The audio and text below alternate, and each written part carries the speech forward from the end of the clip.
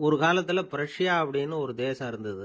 இப்போ ஜெர்மனி இருக்குல்ல, இதோட பெரும்பகுதி ஒரு காலத்தில் பிரஷ்யாங்கிற பேரில் இருந்தது.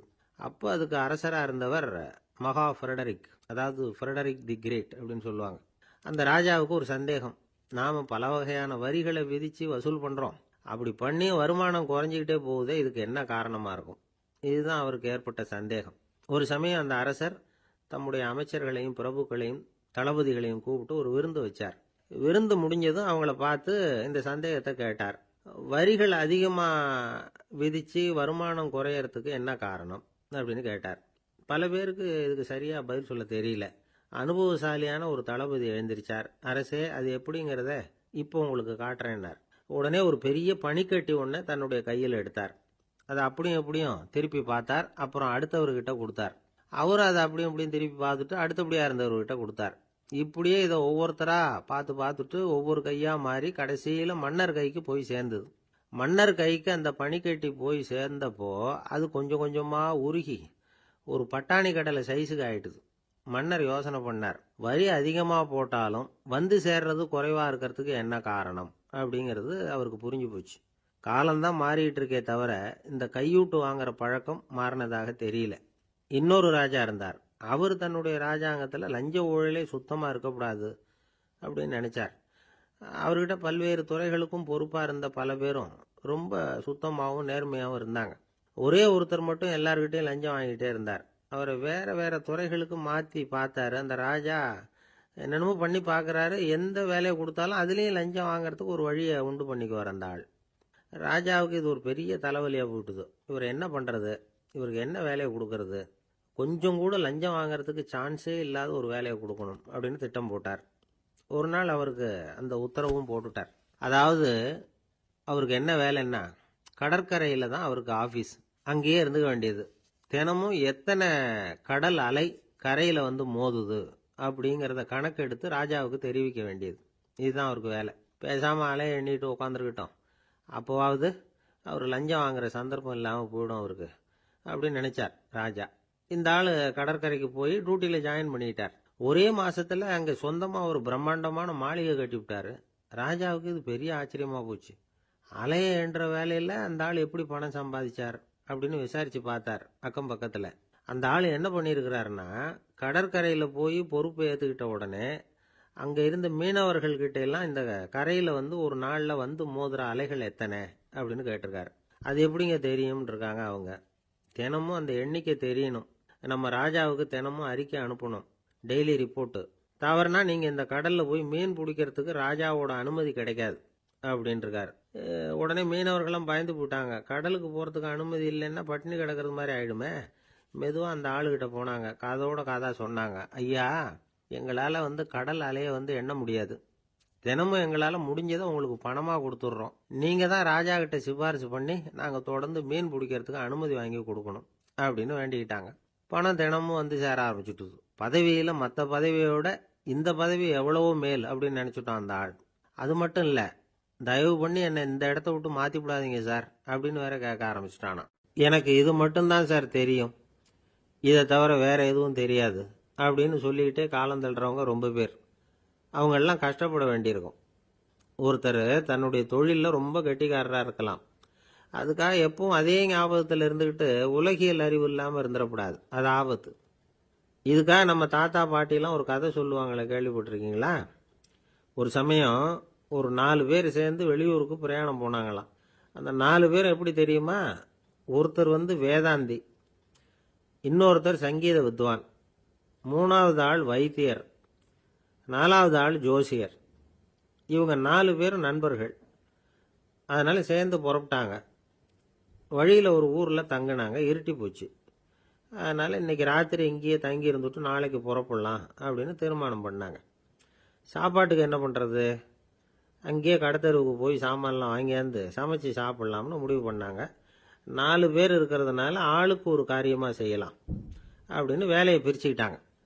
வைத்தியர் வந்து கரிகாய் வாங்க போனார், வேதாந்தி வந்து எண்ணெய் வாங்க போனார், ஜோசியர் வந்து பலசரக்கு வாங்க போனார், சங்கீத வித்வானுக்கு சமைக்கிற வேலை. எல்லாம் சரி, ஆனால் நடந்தது என்ன தெரியுமா? கடைத்தெருவுக்கு காய்கறி வாங்க போனார்ல வைத்தியர், அங்கே போய் மார்க்கெட்டில் பார்த்தார். ஒவ்வொரு கறிகாயாக எடுத்து பார்த்தார். இது பித்தம், உடம்புக்கு ஒத்துக்காது. இது வாயு, உடம்பு ஒத்துக்காது அப்படின்னு ஒவ்வொன்றா தள்ளினார்.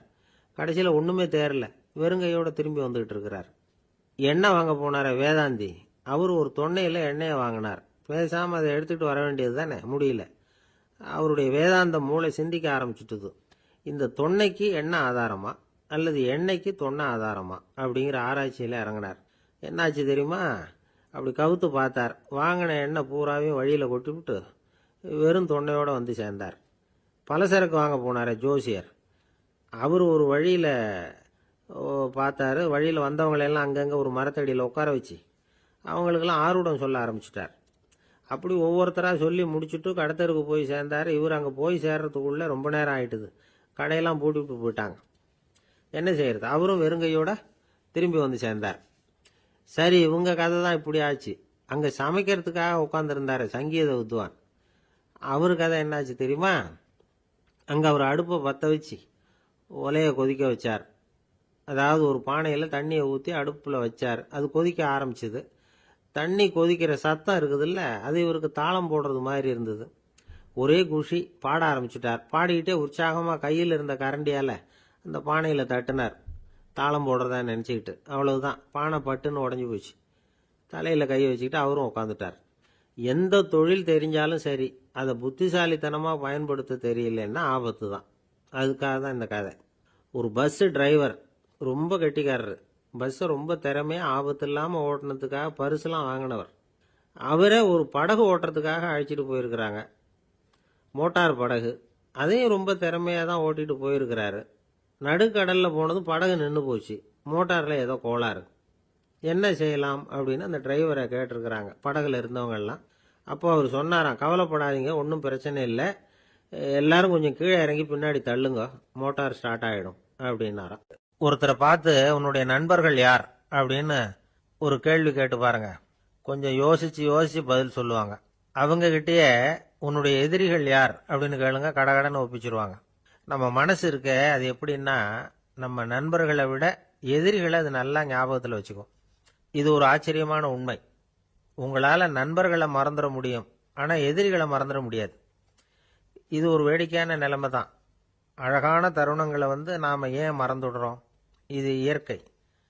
ஏன்னா நம்ம மனசு மலர்களை கவனிக்கிறது இல்லை, அதில் இருக்கிற முள்ளை தான் கவனிக்குது. தன்னை காயப்படுத்துகிற எதையும் அது உடனே கண்டுகொள்ளுது. ஒரு தெளிந்த சிந்தனை உடைய மனசு மிக அழகாக உள்ள எல்லாத்தையும் கவனிக்கும். அது நன்றியுடன் உணரக்கூடிய எல்லாத்தையும் பார்த்து குறிச்சிக்கும்.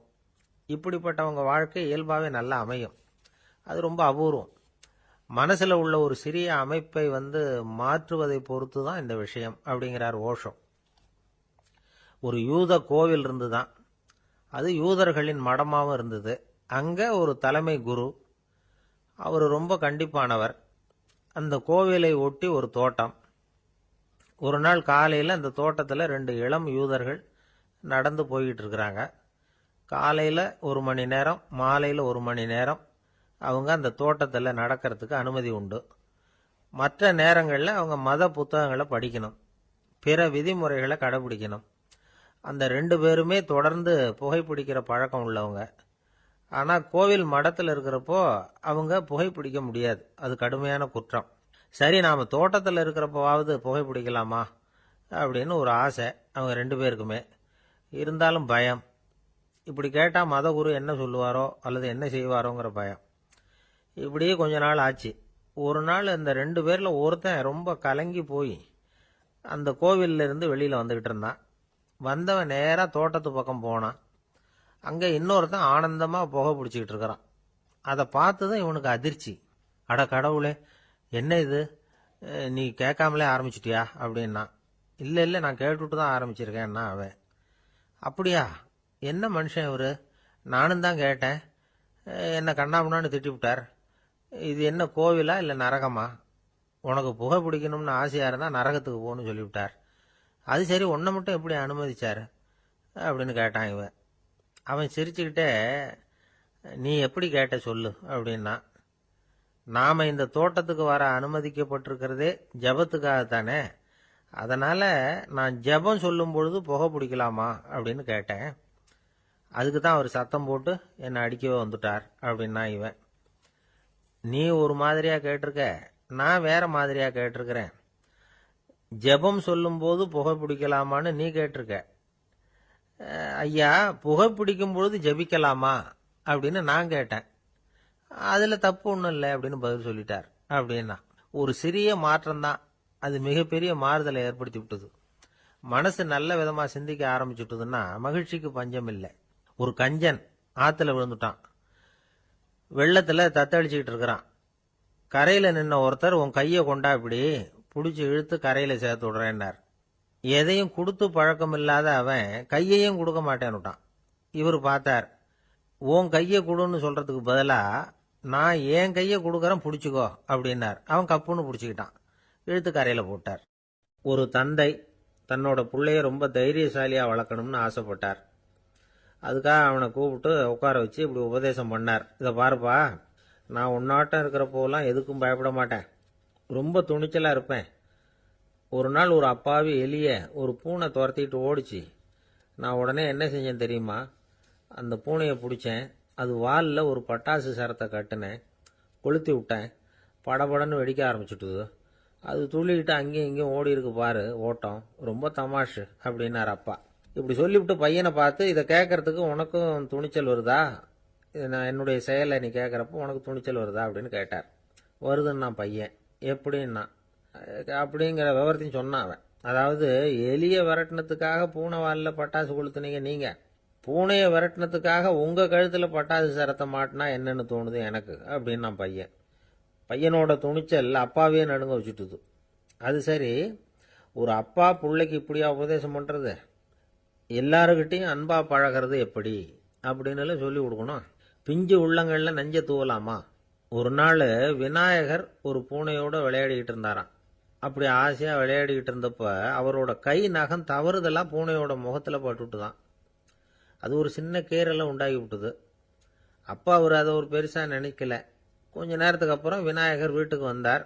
அவங்க அம்மா பார்வதி தேவியை பார்த்தார். பார்வதி தேவி கன்னத்துல விரலால கீறினது மாதிரி ஒரு அடையாளம் இருந்தது. விநாயகருக்கு அதிர்ச்சி, ஆச்சரியம். நம்ம அம்மா இந்த உலகத்துக்கே தாயார்.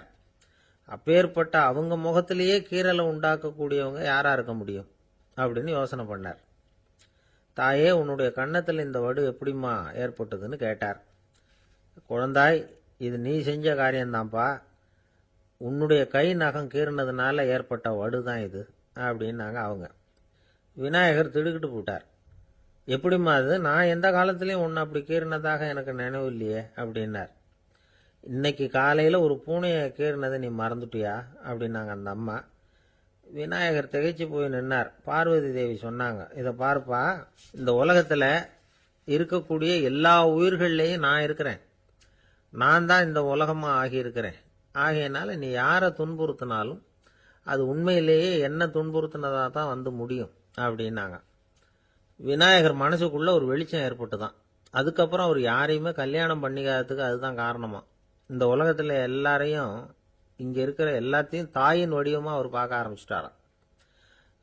குருதேவர் ராமகிருஷ்ணர் இந்த கதையை எடுத்து சொல்லியிருக்கிறார்.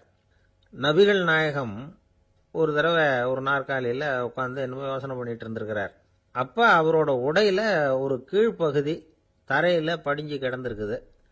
அங்க விளையாடிக்கிட்டு இருந்த ஒரு பூனை அது மேல வந்து படுத்து தூங்கி போச்சு.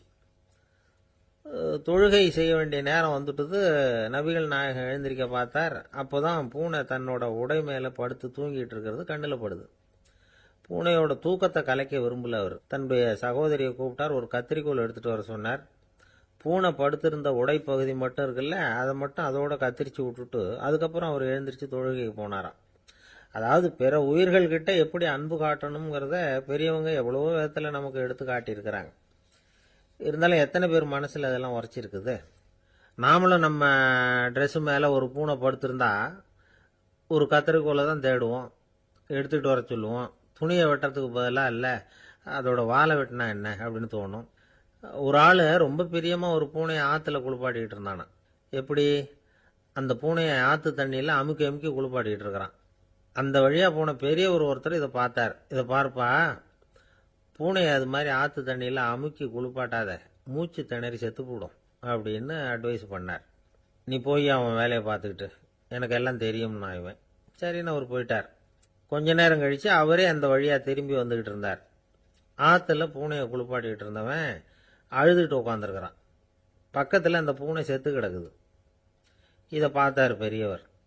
நான் தான் அப்போவே சொன்னேனே அந்த பூனையை ஆற்றுல நினைக்காதேன்னு, அதை கேட்டிருந்தா இப்படி ஆயிருக்குமா அப்படின்னார். அந்த ஆள் கோபமாக இவரை முறைச்சி பார்த்தான். அட போய்யா, இந்த பூனை ஆற்றுல குளித்ததுனால ஒன்றும் செத்து போகல, குளித்ததுக்கு அப்புறம் அதோட உடம்பு ஈரமாக இருக்குதுன்னு அதை புழிஞ்சேன், அதனால தான் இப்படி ஆயிட்டுது அப்படின்னு நானாம். ஒரு விவசாயி விதைக்கிறதுக்காக வயல்வெளி பக்கம் போகிறார். விதைகளை அள்ளி வீசினார். அப்போ என்ன ஆச்சுன்னா, சில விதைகள் பாதை ஓரத்தில் விழுந்தது, சில விதைகள் முள் செடிகள் மண்டி இருந்த புதருக்கு இடையில விழுந்தது, சில விதைகள் நல்ல நிலத்தில் விழுந்தது. பாதை ஓரத்தில் விழுந்த விதை என்ன ஆச்சுன்னா, அதெல்லாம் பறவைகள் கண்ணில் போட்டுட்டுது. உடனே உட்காந்து கொத்தி தின்னுட்டு போட்டுது. அதிகமாக மண் இல்லாத பாறை பகுதியில் விழுந்த விதையெல்லாம் லேசாக வேர் விட்டு முளைக்க ஆரம்பிச்சுது. அதுக்கப்புறம் வேர் கீழேயும் ஆழமாக போக முடியல, மேலேயும் சூரிய வெப்பம் அதிகம் தாங்க முடியல, எல்லாம் காஞ்சி கருகி போட்டுது. புதர் பகுதியில் சில விதைகள் விழுந்தது இல்லையா, முள் செடிகள் காடாக மண்டி போயிருந்தது. அதனால் முளைச்சி வர்ற செடிக்கு நெருக்கடி அதிகமாக போட்டுது, சரியாக வளர முடியல, விளைச்சலும் சரியா இல்லை. நல்ல நிலத்தில் விழுந்த விதைகள் மட்டும் நல்லா முளைச்சிது, நல்லா வளர்ந்தது, விளைச்சலும் பிரமாதமாக இருந்தது. இந்த கதையை சொல்லிவிட்டு கேட்க செவியுள்ளோர் கேட்கட்டும் அப்படிங்கிறார் இயேசு பெருமான். ஆமாம், இயேசு கடலில் நின்ற படகு ஒன்றில் உட்காந்துருக்கிறார். கடற்கரையில் ஏராளமான மக்கள் உட்காந்துருக்கிறாங்க. அந்த சமயத்தில் தான் இயேசு ஓமைகள் மூலமாக மக்களுக்கு பல உண்மைகளை சொல்லிகிட்டு இருக்கிறார். மக்கள் அந்த கதையை கேட்டுட்டு ஒன்றும் புரியாமல் முழிக்கிறாங்க. அதை கவனித்த இயேசு அந்த ஓமையை விளக்க ஆரம்பித்தார். இதில் அந்த விதைக்கிறவர் தான் இறைவன். அவருடைய வார்த்தைகளை விதைக்கிறார். அந்த வார்த்தைகளை கேட்கிற மக்கள் அந்த விழுந்த விதைகள் மாதிரி 4 வகையானவர்கள். சில பேர் பாதை ஓரத்தில் விழுந்த விதைகள் மாதிரி. இறைவன் வார்த்தைகளை அவங்க கேட்குறாங்க, ஆனால் தீய எண்ணங்கள் செய்கைகள் மூலமாக விதைக்கப்பட்ட வார்த்தைகள் அழிஞ்சு போடுது. இறைவன் வார்த்தைகளை கேட்ட உடனே மகிழ்ந்து போய் உடனே சில பேர் அதை ஏற்றுக்கிறாங்க. இவங்கெல்லாம் அந்த பாறை பகுதியில் விழுந்த விதைகள் மாதிரி. அதனால் இவங்கெல்லாம் வேறு இல்லாதவங்க, கொஞ்ச காலத்துக்கு இறை வார்த்தைகளுக்கு கீழ்ப்படிந்து நடப்பாங்க. அதனால் ஏதாவது இடைஞ்சல் ஏற்பட்டால் உடனே தடுமாறுவாங்க, தங்கள்கிட்ட இருக்கிற நல்ல பண்புகளை விட்டுட்டு பாவ வழிகளுக்கு போயிடுவாங்க. முள் செடிகளுக்கு இடையில விழுந்த விதைகள் மாதிரி உள்ளவங்க யாருன்னா, இவங்களுக்கு உலக கவலை உண்டு, செல்வத்தின் மீது மயக்கம் உடையவர்கள், உலக ஆசைகள் இவங்களுக்குள்ள பூந்துடுறதுனால அங்கே இருக்கிற நல்ல பண்புகள் மறைஞ்சு போயிடுது. அதனால் அவங்களும் உபயோகம் இல்லாதவங்களா ஆயிடுறாங்க. நல்ல மனிதர்கள் நல்ல நிலத்தில் விழுந்த விதைகளுக்கு ஒப்பானவர்கள். இவங்க இறை வார்த்தையை கேட்குறாங்க, அதை ஏற்றுக்கிறாங்க, அவங்களும் நல்லபடியாக வாழுறாங்க, அடுத்தவங்களுக்கும் உபயோகமாக இருப்பாங்க. இதுதான் இயேசு சொன்ன விளக்கம். நல்ல வார்த்தைகளை கேளுங்கள், நல்ல வார்த்தைகளை ஏற்றுக்கொள்ளுங்கள், அடுத்தவங்களுக்கு உபயோகமாக இருங்க. இதுதான் பெரியவங்கள்லாம் நமக்கு சொல்லுகிற உபதேசம். ஒரு அப்பா தன்னுடைய மகனுக்கு உபதேசம் பண்ணார். இதை பாருப்பா, நல்ல வார்த்தைகளை கேட்கணும், எப்போதுமே மகன் அப்பா பேச்சை கேட்கறது நல்லது அப்படின்னாராம். நீ ஏதாவது ஒரு தப்பு பண்ணால் என் தலையில் ஒரு முடி நரைச்சி வெள்ளையா போடும்பா, நீ செய்கிற ஒவ்வொரு தப்புக்கும் என் தலையில் ஒவ்வொரு முடி வெள்ளையாயிடும் அப்படின்னாராம். பையன் யோசிச்சான், அப்பா இப்போதான் எனக்கு புரியுது, தாத்தாவோட தலைமுடி பூராவும் வெள்ளையா இருக்கிறதுக்கு என்ன காரணம்ங்கிறது எனக்கு இப்போதான் புரியுது அப்படின்னானா. ஒரு ஊரில் ஒரு ராஜா இருந்தார். அவர் ஒரு பூனை வளர்த்தார். ரொம்ப செல்லமாக அவர் அந்த பூனையை வளர்த்தார். அவர் என்ன பண்ணுவார் தெரியுமா, இரவு நேரத்தில் அந்த பூனையோட தலையில் ஒரு விளக்க வச்சிருவார். அந்த பூனை ரொம்ப ஜாக்கிரதையாக அந்த விளக்கு கீழே விழுந்துடாமல் பார்த்துக்கும். தலையை ஆட்டாமல் ரொம்ப நிதானமாக ராஜா பின்னாடி நடந்து போய்கிட்டே இருக்கும். அந்த விளக்கு வெளிச்சத்தில் எல்லா வேலைகளையும் செஞ்சிருவார். கையில் ஒரு விளக்கை தனியாக எடுத்துகிட்டு போக வேண்டிய அவசியமே இல்லை. விளக்கை தூக்கிட்டு போகிற வேலையை அந்த பூனை பார்த்துக்கும். அதனால் ராஜாவுக்கு அந்த பூனை மேலே ரொம்ப பிரியம். மந்திரிகளையெல்லாம் கூப்பிட்டு அவங்கக்கிட்ட சொல்லுவார், பார்த்தீங்களா இந்த பூனை எவ்வளவு விசுவாசமாக நடக்குது, என் பேரில் எவ்வளவு மரியாதை பார்த்தீங்களா அதுக்கு அப்படிம்பார். இதை கேட்டுவிட்டு அங்கிருந்த அமைச்சர்களில் ஒருத்தர் சொன்னார், மன்னா நீங்கள் சொல்கிறது சரிதான், இருந்தாலும் இந்த பூனையோட விசுவாசத்தை நாம் கொஞ்சம் சோதித்து பார்க்க வேண்டியிருக்கு அப்படின்னாராம். சரி, உங்கள் ஆசையை ஏன் கெடுக்கணும், நல்லா சோதிச்சு பாருங்க அப்படின்னு சொல்லிவிட்டார் ராஜா. உடனே அந்த அமைச்சர் என்ன பண்ணார் தெரியுமா? எங்கேயோ புறப்பட்டு போனார். ஒரு 5-6 எலிகளை பிடிச்சிட்டு வந்தார். அரண்மனையில் ராஜா ஏதோ வேலை பார்த்துக்கிட்டு இருக்கிறாரு. பக்கத்தில் அந்த பூனை ரொம்ப பணிவாக நின்றுக்கிட்டு இருக்குது. அது தலையில் விளக்கு எரிஞ்சிக்கிட்டு இருக்கு. அமைச்சர் தான் பிடிச்சிட்டு வந்த எலிகளை அந்த பூனை பார்வையில் படுறது மாதிரி எதிரில் விட்டார். அந்த எலிகள்லாம் அங்கேயும் இங்கேயும் ஓட ஆரம்பிச்சுது. அதை பார்த்தது பூனை, அவ்வளவுதான். தலையில் இருக்கிற விளக்கை பற்றியும் கவலைப்படல, ராஜாவை பற்றியும் கவலைப்படல. ஒரே பாய்ச்சலாக பாஞ்சு எலிகளை துரத்த ஆரம்பிச்சுட்டுது. தலையில் இருந்த விளக்கு எங்கேயோ போய் விழுந்தது, அணைஞ்சு போச்சு. இருட்டில் ராஜா தடுமாற ஆரம்பிச்சுட்டார். இந்த சமயத்தில் அந்த அமைச்சர் மறுபடியும் விளக்கை ஏற்றினார். வெளிச்சம் வந்தது. அதுக்கப்புறம் அந்த அமைச்சர் பேசினார். அரசே, பூனையோட விசுவாசத்தை பார்த்தீங்களா? எலி அது கண்ணில் படுற வரைக்கும் தான் விசுவாசமாக இருந்தது. அது மாதிரி எலியை பார்த்ததும் எல்லாத்தையும் விட்டுட்டு அதை துரத்த ஆரம்பிச்சுட்டு பார்த்தீங்களா? தான் அந்த பூனையை பற்றி நினைச்சது தப்புங்கிறது அதுக்கப்புறம் தான் அந்த ராஜாவுக்கு புரிஞ்சுதான். சரி, இப்போ எதுக்கு இந்த கதையெல்லாம் அப்படிங்கிறீங்களா? இந்த பூனை மாதிரி தான் நம்ம மனசும்.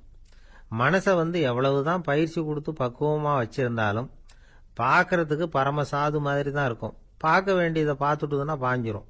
இந்த பூனை மாதிரி புலன் இன்ப பொருள்கள் கிட்டாத வரைக்கும் மனம் அடங்கி இருக்கிறது மாதிரி தான் தெரியும். கொஞ்சம் வாய்ப்பு கிடைச்சாலும் அது குதிக்க ஆரம்பிச்சிரும், தப்பு பண்ண ஆரம்பிச்சிரும். பெரிய பெரிய முனிவர்கள் வாழ்க்கையில் நடந்த வீழ்ச்சி இதை தான் நிரூபிக்குது. புலன்களின் ஆற்றல் அதிகம். அதனால மனக்கட்டுப்பாடு பயிற்சிகளில் ரொம்ப எச்சரிக்கையா இருக்கணுங்கிறார் சுவாமி சிவானந்தர். மது பழக்கத்தையே விட்டுட்டேன்னு உறுதியா இருப்பான். கடை கண்ணில் பட்டுட்டுதுன்னா கால் அவனை கேட்காமலே இழுத்துக்கிட்டு உள்ள போயிடும். இதுதான் மனசுங்கிறது. அதுதான் அந்த ராஜா வளர்த்த பூனை. நம்மால் ஒருத்தன் அந்த ராஜா பூனை தலையில விளக்க வச்சது மாதிரி இவன் தன்னுடைய தலையிலேயே ஒரு விளக்கை ஏற்றி வச்சுக்கிட்டு என்னத்தையும் தேட ஆரம்பிச்சான். தேடிக்கிட்டு இருக்கிறான். தலையை ஆட்டாம நிதானமா நடந்து ரொம்ப நேரமா தேடிட்டு இருக்கிறான். அந்த சமயம் அங்க வந்த ஒருத்தர் என்னத்தை தேடுறீங்கன்னு கேட்டார். அதுதான் மறந்து போச்சு அப்படின்னு இழுத்தான். சரி, கொஞ்சம் இப்படி உட்காருங்க, ஞாபகம் வந்ததும் தேட ஆரம்பிக்கலாம் அப்படின்னார் அவரு. இவன் கொஞ்ச நேரம் உட்காந்து யோசிச்சான். அப்புறம் திடீர்னு எழுந்திருச்சான். ஞாபகம் வந்துட்டுதுன்னா. என்னன்னு கேட்டார். எங்க வீட்டில் இருந்த விளக்க எங்க வச்சேன்னு தெரியல, அதுதான் தேடிக்கிட்டு இருக்கிறேன், ஏற்றி வைக்கலாம்னு பார்க்கறேன் அப்படின்னா. வாழ்க்கையில சில சந்தர்ப்பங்கள்ல நாம சில அவமானங்களை சந்திச்சே தீர வேண்டியிருக்கு. என்ன பண்றது, காலம் அப்படி. அவமானப்படுறவங்க உடனே அடங்கி போயிடுறது தான் உலக வழக்கம். அவமானப்பட்டா உடனே சீறி எழறவங்களும் உண்டு. ஆனா அதையே ஒரு சவாலா எடுத்துக்கிட்டு முன்னுக்கு வர்றவங்களும் சில பேர் இருக்கிறாங்க.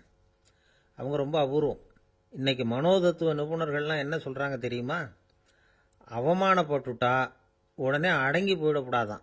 அதையே ஒரு சவாலா எடுத்துக்கிட்டு மனசுல ஒரு வைராக்கியத்தோட முயற்சி பண்ணனா வாழ்க்கையில எல்லாரும் முன்னேறலாமா. அவமானம்ங்கிறத நாம வைராக்கியமா மாத்திக்கணும். அதுதான் வெற்றிக்கு வழி.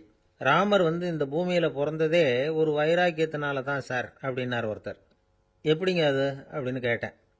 அவர் சொன்னார், தசரதருக்கு ராமர் குழந்தையா பிறக்கணும், அப்பதான் இங்க இருக்கிற கஷ்டங்கள்லாம் நீங்கும் அப்படின்னு சர்வ லோகமும் எதிர்பார்த்துக்கிட்டு இருக்குது. ஆனா அவர் எப்போ பிறப்பார் அப்படின்னு யாருக்கும் தெரியல. அந்த காரியம் சீக்கிரம் நடக்கணுமே, அதுக்கு என்ன பண்றது? நாரதர் வந்தார் ஒரு நாள் தசரதரை தேடி. தசரதா, உனக்கு ஒரு செய்தி தெரியுமான்னு ஆரம்பிச்சார்.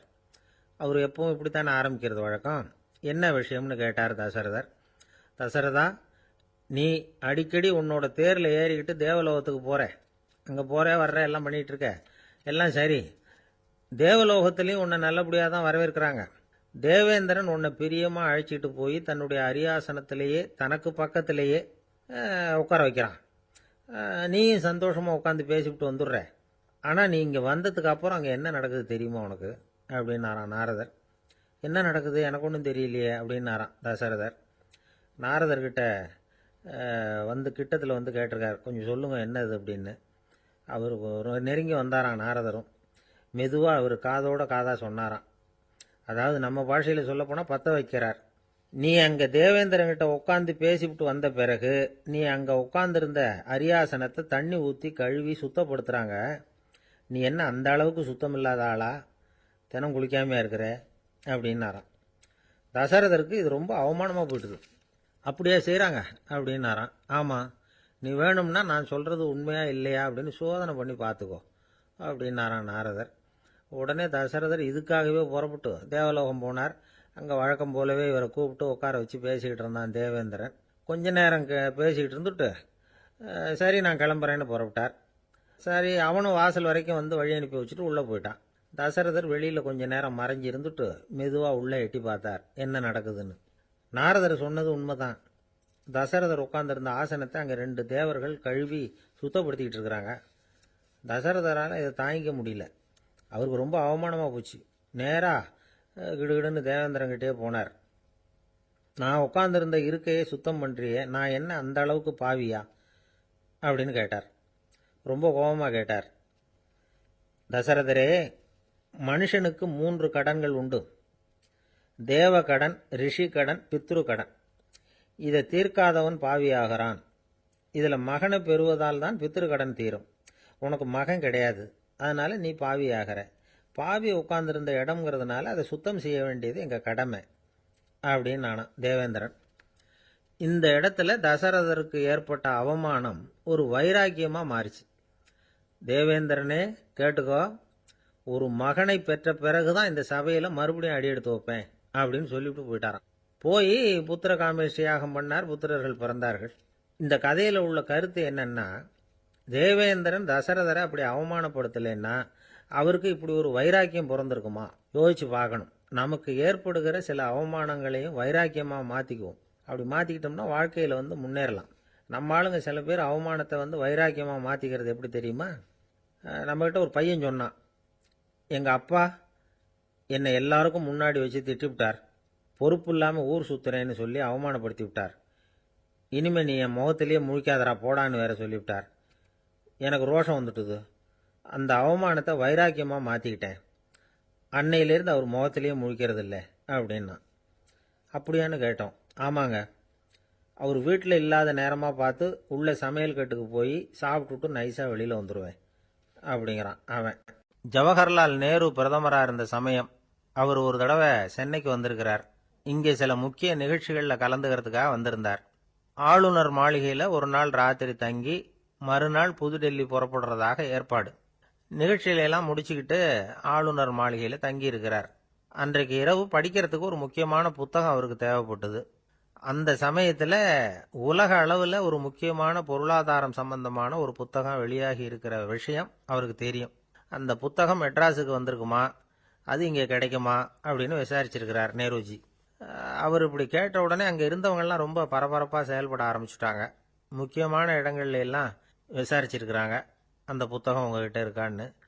சென்னையில் உள்ள கன்னிமாரா நூல் நிலையத்துக்கு எப்படியும் அந்த புத்தகம் வந்திருக்கணும் அப்படின்னு ஒரு நம்பிக்கை. அங்கே விசாரித்தாங்க. அந்த புத்தகம் 2 நாளைக்கு முன்னாடி தான் அங்கே வந்திருக்குது அப்படிங்கிற விஷயம் தெரிஞ்சுது. உடனே எல்லாரும் அங்கே ஓடினாங்க. அவங்களுக்கு இன்னொரு சந்தேகம், புத்தகம் வந்திருக்கு சரி, அது இந்த சமயத்தில் வேற யாரும் படிக்கிறதுக்கு எடுத்துகிட்டு போயிருக்கக்கூடாதே அப்படிங்கிற சந்தேகம் இருந்தாலும் மனசுக்குள்ள ஒரு தைரியம். இப்படி ஒரு புத்தகம் வெளிவந்திருக்கிற விஷயமே நேருஜி சொல்லி தான் நமக்கே தெரியும். அதுவும் இல்லாமல் உலக பொருளாதாரம் சம்பந்தமான ஏதோ ஒரு புத்தகம் அது. அதை போய் இந்த நேரத்தில் அவ்வளவு ஆர்வமாக யார் எடுத்துகிட்டு போயிட போகிறாங்க அப்படிங்கிற தைரியம். இந்த தைரியத்தோடு அந்த நூல் நிலையத்துக்கு ஓடினாங்க. புத்தகத்தை தேடுனா அது கிடைக்கல. யாரோ எடுத்துகிட்டு போயிருக்கிறாங்க. நேருவுக்கு மட்டுமே தெரிஞ்சிருந்த அந்த புத்தகம் பற்றின விஷயம் சென்னையில் வேற ஒருத்தருக்கும் தெரிஞ்சிருக்குது. உடனே எல்லாரும் பரபரப்பாக அந்த அதுக்குன்னு இருக்கிற ரிஜிஸ்டர் இருக்குல்ல, பதிவேடு, அதை புரட்டி பார்க்குறாங்க யார் எடுத்துகிட்டு போகிறாங்கன்னு தெரிஞ்சுக்கிறதுக்காக. எடுத்துகிட்டு போனவங்க அதில் கையெழுத்து போட்டிருப்பாங்கல்ல, அதை பார்த்து யாருன்னு தெரிஞ்சுக்கலாம் அப்படிங்கிறதுக்காக தான் அதை புரட்டுறாங்க. அதோ அந்த புத்தகத்தோட பேர் பக்கத்தில் அதை எடுத்துக்கிட்டு போனவங்க கையெழுத்து உத்து பார்க்குறாங்க எல்லாரும். அதில் போட்டிருக்குது பேர் CN அண்ணாதுரை அப்படின்னு எழுதியிருந்தது. அவர் தான் பேரறிஞர் அண்ணா. நேரு படிக்க விரும்பின ஒரு புத்தகத்தை அதே நேரம் படிக்க விரும்பின இன்னொரு தலைவர் இவர். படிக்கிறதுல அவருக்கு இருந்த ஆர்வத்தை நாம் தெரிஞ்சுக்கணும்னா அதுக்கு எவ்வளவோ சம்பவங்கள் இருக்குது. கடைசி காலத்தில் அவர் அடையாறு மருத்துவமனையில் படுத்திருக்கிறார். அவருக்கு ஒரு முக்கியமான அறுவை சிகிச்சை செய்ய வேண்டியிருக்குது அவசரமாக. அமெரிக்காவிலேருந்து டாக்டர் மில்லர் வந்திருக்கிறார். அவர்கிட்ட கேட்குறார், டாக்டர் நாளைக்கே அறுவை சிகிச்சை செய்ய போகிறீங்களா அப்படின்னு. ஆமாங்கிறார் டாக்டர் மில்லர். நாளைக்கு மறுநாள் செஞ்சுக்கிறேனே அப்படின்னாரான் அண்ணா. ஏன் ஏதாவது நாள் பார்க்குறீங்களான்னு கேட்டிருக்கார். இல்லை, ஒரு புத்தகத்தை படிச்சுக்கிட்டு இருக்கிறேன், அதை நாளைக்குள்ளே முடிச்சிருவேன், அதுக்கப்புறம் நான் இறந்தாலும் கவலை இல்லை அப்படின்னாராம் இவர். அவர் தான் அறிஞர் அண்ணா. சங்ககால நூல்கள்லேருந்து சமீபத்தில் வந்த நூல்கள் வரைக்கும் எல்லாம் அவர் படிச்சிருக்கிறார். ஒரு திருமண விழாவில் அவர் பேசும்பொழுது சொன்ன விஷயம் இது. சங்க காலத்தில் காதலியை மணக்க விரும்புகிறவனுக்கு அவனுடைய தந்தை வீர சோதனைகள்லாம் வைப்பாரு. போய் புலிப்பல்லு கொண்டுகிட்டு வா, அப்போதான் என் பொண்ணை கொடுப்பேன் அப்படின்னு சொல்லுவார். காதலன் உடனே காட்டுக்கு போவான், ஒரு புலியை கொன்று அதனுடைய பல்லை கொண்டுகிட்டு வருவான். அதை வீர பதக்கத்தில் பதிச்சு அவனுக்கு மாமனார் சூட்டுவார் கல்யாண சமயத்தில். இப்போலாம் காதலன் கிட்ட அப்படி சொல்ல முடியாது. இப்போலாம் காதலன் கிட்ட காட்டுக்கு போய் புலிப்பல் கொண்டுகிட்டு வான்னு யாராவது சொன்னா புலி தான் மாப்பிள்ளையா வந்து சேரும் அப்படின்னார். உலகத்தில் எது எதுக்கும் ஆராய்ச்சி கூடங்கள் இருக்குதுல்ல, அது மாதிரி தூக்கத்தை பற்றி ஆராய்ச்சி பண்ணுறதுக்கு ஒரு ஆராய்ச்சி கூடம் இருக்குது. அப்படி ஆராய்ச்சி பண்ணணும்னா அதுக்கு மூழ்கிக்கிட்டு இருக்கணும்ல. அதனால தான் அந்த ஆராய்ச்சி கூடம் இங்கே இல்லை. அமெரிக்காவில் பாஸ்டன் பல்கலைக்கழக மருத்துவமனையில் அது இருக்குது. அங்கே தூக்கத்தை பற்றி பலவிதமான ஆராய்ச்சிகள் பண்ணிகிட்டு இருக்கிறாங்க. அந்த ஆராய்ச்சி கூடத்தில் இயக்குனராக இருக்கிற ஒரு நிபுணர் அவர் என்ன சொல்கிறார் தெரியுமா? உங்களுக்கு தூக்கம் வரலையா, நீங்கள் நல்லா தூங்குறதுக்கு தாராளமாக சில யோசனைகளை என்னால் சொல்ல முடியும் அப்படிங்கிறார். யோசனை தானே, காசா பணமாக கேட்டு வச்சுக்கலாமே. உணவு, மனநிலை, தூங்கும் இடத்தோட சூழ்நிலை, படுக்கைக்கு செல்றப்போ உள்ள பழக்க வழக்கங்கள், இது காரணமாக ஒருத்தருக்கு தூக்கம் வராமல் போகலாம். தூக்கம் வராததுக்கு இதுதான் காரணம்னா அதையெல்லாம் சுலபமாக கட்டுப்படுத்தலாங்கிறார் அவர். தூக்கத்தை வரவழைக்கக்கூடிய ஒரு நல்ல மருந்து உடற்பயிற்சி. ஆனால் ஒன்று, படுக்க போகிற நேரத்தில் இது மாதிரி உடற்பயிற்சிகள் எல்லாம் செய்யக்கூடாது. கொஞ்சம் முன்னாடி பகல்லையே இந்த பயிற்சிகளை செய்கிறது நல்லது. தூக்கம் வராமல் அவதிப்படுறவங்க பிற்பகல் நேரங்களில் காஃபி, டீ இது மாதிரி பானங்களை சாப்பிடக்கூடாது. மது அருந்துறது கூட தூக்கத்தை பாதிக்கும். வெது வெதுப்பான நீரில் குளிக்கிறது, தியானத்தில் ஈடுபடுறது, ஓய்வாக இருக்கிறது, படுக்கிறது, அதாவது படுக்கிறதுக்கு முன்னாடி ஒரு குவளை பால் சாப்பிட்றது, இதெல்லாம் தூக்கத்தை வரவழைக்கிறது ரொம்ப உதவியாக இருக்கும். இன்னொரு விஷயம் என்னென்னா, தூங்கி ஆகணுமேங்கிற கவலை வேண்டியதில்லை. அப்படி நினச்சி கவலைப்படுறதை விட்டுடணும். தூக்கம் வரலையா, உடனே படுக்கையை விட்டு எழுந்திருக்க வேண்டியது. வெளியில் வாங்க, வேறு ஏதாவது வேலையில் ஈடுபடுங்க, கொஞ்சம் நேரம் உலாவுங்க, அல்லது ஏதாவது ஒரு புஸ்தகத்தை எடுத்து படிங்க. களைப்பு ஏற்பட்டால் மறுபடியும் படுக்கைக்கு போங்க, தூக்கம் தானாக வந்துடும். ஒரு விஷயத்தை மட்டும் நல்லா ஞாபகத்தில் வச்சுக்கணும். படுக்கைக்கு போகிறப்போ உங்கள் மற்ற எல்லா பிரச்சனைகளையும் மறந்துடணும். அது எப்படி சார் முடியும், அந்த நேரம் தானே எல்லா பிரச்சனையும் வரிசையாக ஞாபகத்துக்கு வருது அப்படின்னு நாம் நினைக்கலாம். ஆனால் பழக்கத்தில் அதை நாம் மாற்றிக்க முடியும். கொஞ்சம் முயற்சி பண்ணணும், அவ்வளோதான். இது எல்லாமே ஆராய்ச்சி பண்ணி பார்த்துட்டு அந்த நிபுணர் சொல்கிற கருத்து தான். இன்னொரு விஷயமும் அவர் சொல்கிறார். அது என்னென்னா, உடல் கோளாறு காரணமாக தூக்கம் வராமல் அவதிப்படுறவங்களுக்கெல்லாம் இந்த யோசனைகள் சரியாக வராது அப்படிங்கிறார். அதுக்கெல்லாம் மருத்துவ சிகிச்சை கொடுத்து தான் சரி பண்ணணும். சில பேருக்கு நடு ராத்திரியில் மூச்சு திணறல் ஏற்பட்டு தூக்கம் வராமல் போயிடும். ஊரெல்லாம் தூங்குறப்போ தான் மட்டும் தூங்காமல் மூழ்கிட்டு இருக்கிறது, ஊரெல்லாம் மூழ்கிட்டு இருக்கிறப்போ தான் மட்டும் தூங்குறது, இது மாதிரி கோளாறுகளால் சில பேர் பாதிக்கப்படலாம். காலு தசை முறுக்கிக்கிறதுனால சில பேருக்கு அடிக்கடி இழிப்பு வரலாம். மன அழற்சி காரணமாக சில பேருக்கு தூக்கம் வராது. இது மாதிரி கோளாறுகளுக்கெல்லாம் அதுக்கு தகுந்த மாதிரி சிகிச்சை கொடுத்து தான் சரி பண்ண வேண்டியிருக்கும். எந்த கோளாறும் இல்லாமல் தூக்கம் வரலைன்னா ஆரம்பத்தில் சொன்ன முறைகளை கடைபிடிச்சு பார்க்கலாம். தூக்கம் வந்ததுன்னா யோசனை சொன்ன அந்த நிபுணருக்கு நன்றி சொல்லலாம். ஒருத்தர், ஏன் சார் பஸ்ஸில் தூங்குறது கெட்ட பழக்கமானு கேட்டார். இல்லையே, நான் கூட பஸ்ஸில் போகிறப்ப தூங்கிட்டு தானே போவேன் அப்படின்னார் இன்னொருத்தர். அப்புறம் ஏன் என்ன டிரைவர் வேலை வேணாம்னு வீட்டுக்கு அனுப்பி வச்சுட்டாங்க அப்படின்னாராம் அவர். இமயமலை அடிவாரத்தில் ஒரு மடம், அங்கே ஒரு சன்னியாசி இருந்தார். அவர்கிட்ட ஒருத்தர் வந்தார். சுவாமி, ஆசையை உதற நினைக்கிறேன், முடியல, ஒட்டிக்கிட்டே வருது அப்படின்னாராம். இப்படி உட்கார, ஒரு கதை சொல்கிறேன் அப்படின்னு சொல்லி அவர் சொல்ல ஆரம்பித்தாராம். அவர் சொன்ன கதை என்னன்னா, ஒரு ஊரில் ஒரு ஆள் இருந்தான். அவன் பேர் குப்புசாமி. அவன்கிட்ட எப்பவும் ஒரு பழைய தொப்பி இருக்கும், விடவே மாட்டான். அதனால் அவனை எல்லாரும் தொப்பி சாமி அப்படின்னு தான் கூப்பிடுறது வழக்கம். ஒரு புது தொப்பி வாங்கிக்கப்படாதாப்பா அப்படின்னு நண்பர்கள்லாம் சொல்லி பார்த்தாங்க. பணத்துக்கு எங்கே போவேன் அப்படின்னு விட்டானான். பணம் வச்சிருக்கான், செலவு பண்ண மனசு வரல, மகா கஞ்சன். பழைய பாட்டில்கள்லாம் வாங்கி விற்றுக்கிட்டு இருந்தான். அப்படி ஒரு தடவை பழைய கண்ணாடி சாமான்களை ஏலத்தில் எடுத்தப்போ அதில் ஒரு அருமையான சென்ட்டு பாட்டில் கிடச்சிது. உடனே ஒரு ஐடியா பண்ணான். அந்த சென்ட்டை சின்ன சின்ன பாட்டில்களில் அடைச்சி ஜன்னல் ஓரமாக அடுக்கி வச்சுட்டான்.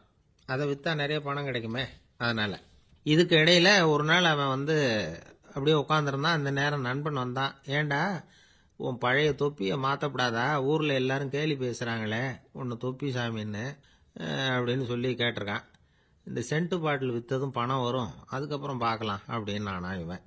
சரி வா நீச்சல் குளத்துக்கு போயிட்டு வருவோம் அப்படின்னு கூப்பிட்டுருக்கான் நண்பன். 2 பேரும் போனாங்க. அதே நேரம் அந்த ஊர் நீதிபதியும் அங்கே குளிக்க வந்தாராம். அவர்கிட்ட இருந்தது விலை வசந்த ஒரு புது தொப்பி. அதை அங்கே இருந்த ஸ்டாண்டில் மாட்டிவிட்டு குளிக்க போனார். இதுக்கிடையில் குப்புசாமி குளிச்சுட்டு வந்தான். அவனுடைய பழைய தொப்பியை காணலை. அந்த புது தொப்பியை பார்த்தா இது நண்பனுடைய வேலை தான் அப்படிங்கிறதாக புரிஞ்சுக்கிட்டு அதை எடுத்து மாட்டிட்டு வந்துட்டான். நீதிபதி குளிச்சுட்டு வந்து பார்க்குறாரு, தொப்பியை காணும். போலீஸில் புகார் கொடுத்தார். அவங்க வந்து தேடினாங்க. ஒரு மூலையில் பழைய தொப்பி கிடச்சிது. அடடா இது நம்ம குப்புசாமியோட தொப்பி இல்லையா அப்படின்னு நானா ஒருத்தன். உடனே அவன் வீட்டுக்கு தேடிட்டு போயிருக்காங்க. அங்கே போய் பார்த்தா புது தொப்பி அங்கே இருக்குது. உடனே அவனுக்கு 1000 ரூபாய் அபராதம் போட்டாங்களாம். அவன் பணத்தை கட்டிவிட்டு ரொம்ப எரிச்சலோடு வீட்டுக்கு வந்தான். பழைய தொப்பி கண்ணில் பட்டது. மறுபடியும் உன்னால தானே எனக்கு 1000 ரூபா நஷ்டம் அப்படின்னு சொல்லி அதை எடுத்துக்கிட்டு அப்படி போயிருக்கான். அந்த ஊர் குளத்துல வீசி எரிஞ்சிட்டு வந்துட்டான். அது மீன் பிடிக்கிற ஒருத்தன் கையில் சிக்கிச்சு. அவன் வர்ற வழியில் அதை எடுத்து வேகமாக வீசி எறிஞ்சான். அது நேராக குப்புசாமி வீட்டு ஜன்னல் வழியாக உள்ளே வந்து இந்த சென்ட்டு பாட்டில்கள் மேலே விழுந்து எல்லாம் உடஞ்சி நொறுங்கி போச்சு. குப்புசாமி பார்த்தான். தோட்டத்தில் ஆழமாக ஒரு குழியை வெட்டினான். அந்த தொப்பியை போட்டான், மூடிவிட்டான். இதை அடுத்த வீட்டுக்காரன் பார்த்தான். ஏதோ புதையல் தான் வச்சிருக்கான் போல இருக்குன்னு நினச்சான். போலீஸில் போய் புகார் கொடுத்துட்டான். மறுபடியும் போலீஸ் குழியை தோண்டினாங்க. பழைய தொப்பி மறுபடியும் வெளியில் வந்தது. எல்லாரும் சிரிக்கிறாங்க. அன்னைக்கு ராத்திரியே அந்த தொப்பியை எடுத்துக்கிட்டு நேராக புறப்பட்டான். ஒரு கல்லில் அதை சேர்த்து கட்டி குடிநீர் தொட்டி இருக்கும்ல அதில் போட்டுட்டு வந்துட்டான். இனிமேல் என்ன பண்ணும் பார்ப்போன்னு. ஒரு நாள் திடீர்னு குழாயெல்லாம் அடைப்பட்டு போச்சு. மாநகராட்சி அலுவலர்கள் வந்து என்னன்னு பார்த்தா அந்த பழைய தொப்பி குழாயை அடைச்சிக்கிட்டு இருக்குது. இது குப்புசாமியோட தொப்பிங்கிறது தான் எல்லாருக்கும் தெரியுமே. உடனே குடிநீரை வந்து பாழாக்கணத்துக்காக குப்புசாமிக்கு கோர்ட்டு 2500 ரூபாய் அபராதம் போட்டுவிட்டுது. அதையும் கட்டிவிட்டு வெளில வந்தான். கடைசியாக முடிவு பண்ணான். ஒரு நெருப்பு குச்சியை கிழிச்சான். தொப்பியை கொளுத்தினான். எரிஞ்சுது. எடுத்து வெளில எரிஞ்சான். கொஞ்ச நேரத்தில் தீ அணைப்பு படம் வந்துட்டுது. ஆமாம், இவன் எடுத்து எரிஞ்சது வெளியில் விழுந்து வீட்டு கூரையே பற்றிக்கிட்டு எரிய ஆரம்பிச்சுட்டுது. அவனோட பணத்தாசையும் அதோட சேர்ந்து எரிஞ்சு போச்சான். இப்படி ஒரு கதை. இந்த கதையை சொல்லி முடிச்சார் அந்த இமயமலை அடிவாரத்தில் இருந்த சன்னியாசி. இப்போ அந்த குப்புசாமி எங்கே இருக்கிறான்னு கேட்டார் எதிரில் இருந்தவர். இதோ உன் எதிரிலே இருக்கிறான், நான் தான் அந்த குப்புசாமி அப்படின்னாரான் அந்த சன்னியாசி. அந்த குப்புசாமி கிட்ட இருந்தது மாதிரி ஒரு பழைய தொப்பி நம்ம ஒவ்வொருத்தர்கிட்டையும் உண்டு. அதை எப்படி தொலைக்கிறதுன்னு தெரியாமல் தடுமாறிக்கிட்டு இருக்கிறோம். அது என்ன தொப்பிங்கிறீங்களா? அதுதான் நம்மை சூழ்ந்திருக்கிற மாயை அப்படிங்கிறார் சுவாமி சின்மயானந்தர். மெய்ஞானம் கிடைக்கிறப்போ மாயை வந்து எரிஞ்சு போகும் அப்படிங்கிறது அவருடைய கருத்து. நம்மால் ஒருத்தர் வேகமாக ஓடி வந்தார். காலில் மாட்டியிருந்த பழைய செருப்பு 2ஐயும் ஆவேசமாக தூக்கி ஒரு கிணத்துல போட்டுட்டு வெறுங்காலோட நடந்து வந்துகிட்டு இருக்கிறார். ஏன் அப்படி பண்ணீங்க அப்படின்னு கேட்டோம். அந்த செருப்புக்கு சொந்தக்காரன் வந்து பின்னாடி வந்துகிட்டு இருக்கிறான், அதனால் அப்படி பண்ணேன் அப்படிங்கிறார் இவர். ஒரு ஊரில் ஒரு இளைஞன் இருந்தான். ஒரு நாள் அவன் ஒரு குருவை தேடிக்கிட்டு புறப்பட்டான். ஊரை விட்டு வெளியில் போனான். போகிற வழியில் ஒரு காடு. அந்த காட்டில் ஒரு மரத்தடியில் ஒரு பெரியவர் உட்காந்துருக்கிறார். அமைதியாக மௌனமாக அவர் அமர்ந்திருக்கிறார். இந்த பெரியவரை விசாரிக்கலாம், குருவை தேடி கண்டுபிடிக்கிறதுக்கு இவர் ஏதாவது ஒரு வழி சொல்லி கொடுப்பார் அப்படின்னு நினச்சிக்கிட்டு அவரை நெருங்கினான். ஐயா, எனக்கு ஒரு குரு தேவை, எங்கே கிடைப்பார்? அவரை எப்படி அடையாளம் கண்டுபிடிக்கிறது? அதை பற்றி ஏதாவது விவரம் சொன்னீங்கன்னா நான் கண்டுபிடிச்சிக்குவேன் அப்படின்ட்டுருக்கான். பெரியவர் நிமிர்ந்து பார்த்தார். தம்பி, அது ரொம்ப சுலபம். அவர் வயசானவராக இருப்பார். என்னை விட சுமார் 30 வயசு அதிகமாக இருக்கும்.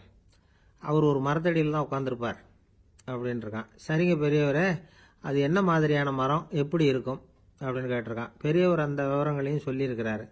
அது மட்டும் இல்லை, சந்திக்கிற நாள், நேரம், வினாடி முதற்கொண்டு எல்லா விவரங்களையும் துல்லியமாக சொன்னாராம். இவ்வளவு விவரங்களை இவரால் எப்படி சொல்ல முடியுது அப்படின்னு இவனுக்கு ஆச்சரியம். இருந்தாலும் அந்த பெரியவர் கடைசியாக ஒரு விவரம் சொன்னார். அது என்ன தெரியுமா? எப்படியும் நீ அவரை சந்திக்கிறதுக்கு ஒரு 30 வருஷம் ஆகும் அப்படின்னு சொல்லிவிட்டாராம். ரொம்ப நன்றிங்க பெரியவரே அப்படின்னு சொல்லிவிட்டு அந்த இளைஞன் புறப்பட்டுருக்கான். இப்போ அவனுக்கு குரு பற்றின விவரம் எல்லாம் கிடைச்சிட்டுது. சந்திக்கிற நேரமும் தெரிஞ்சுட்டுது. ஆனால் 30 வருஷம் அவரை தேடி அலைய வேண்டியிருக்குமே. அவன் தேட ஆரம்பித்தான். காடு மலை எல்லாம் சுற்றி அலைஞ்சான். பல வருஷங்கள் தேடினான். அழுத்து போயிட்டான். கடைசியில் அவனுக்கும் வயசாயிட்டுது. கடைசியில் தன்னுடைய சொந்த ஊருக்கே திரும்பி போய்கிட்டு இருந்தான். அங்கே ஒரு மரத்தடியில் அவன் தேடிக்கிட்டு இருந்த குருநாதர் கிடைச்சார். யார் அவருன்னா, 30 வருஷத்துக்கு முன்னாடி வழி சொல்லி கொடுத்தாருல அதே பெரியவர்.